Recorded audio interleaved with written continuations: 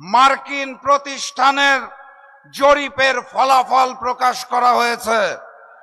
সেখানে বলা হয়েছে নতুন করে যারা জালিম হয়েছে সেই বিএনপির সাথে বাংলাদেশ জামায়াতে ইসলামের ভোটের ব্যবধান সারা বাংলাদেশে মাত্র 4%। সেই ভোটের মধ্যে পীর সাহেব চরমনায়ের ভোট যোগ করা হয় নাই। সেই ভোটের মধ্যে আল্লামা মামুনুল হকের ভোট যোগ করা হয় নাই। সেই ভোটের মধ্যে বাংলাদেশ জামায়াতে ইসলাম ব্যতীত বাকি 7 দলের ভোট যোগ করা হয় নাই। ব্যবধান 4%। বাংলাদেশ জামায়াতে ইসলামের সাথে বাকি 7 দলের ভোট যদি যোগ করা হয় তাহলে সুনিশ্চিত এবার ওই নতুন জালেম বিএনপির পতন হবে। এবার 8 দলের বিজয় হবে। এবার ইসলামের বিজয় হবে। এবার কোরআনের বিজয় হবে ইনশাআল্লাহ। সংগ্রামী সাথী এবং বন্ধুগণ, রংপুর বিভাগের সন্তান হিসেবে, পঞ্চগড় জেলার সন্তান হিসেবে আমি অত্যন্ত গর্বিত।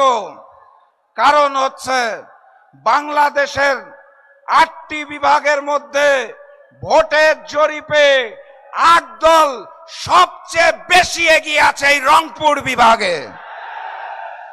এখন আমাদের করণীয় কি?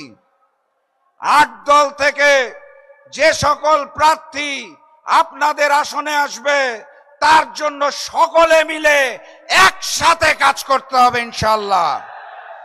প্রতীকগুলোকে মুখস্থ করতে হবে।